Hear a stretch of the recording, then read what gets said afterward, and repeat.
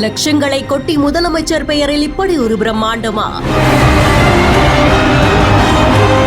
அன்று காலை உணவு திட்டம் தொடங்கப்பட்ட அதே இடத்தில் நடந்த கூஸ்பம்ப்ஸ்.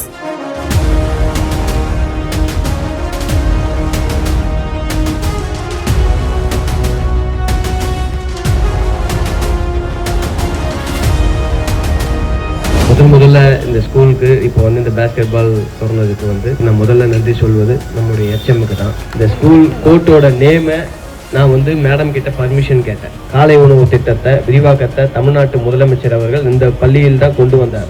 அதனால சார் அவர் பேர் வைக்கிறதுக்கு எங்களுக்கு ரொம்ப பெருமை. அதனால நீங்க தாராளமா வைங்க அப்படின்னு சொல்லி தாராளமா அவங்க கொடுத்ததுக்கு ரொம்ப நன்றிங்க மேடம்.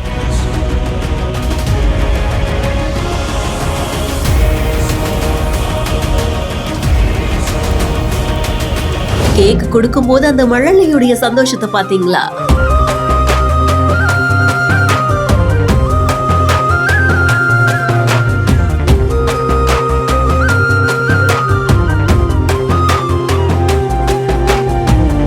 திருவள்ளூருக்கு பக்கத்துல கீழச்சேரி சேக்ரட் ஹார்ட் பெண்கள் மேல்நிலை பள்ளியில தான் இந்த ஒரு நிகழ்வு நடந்திருக்கு.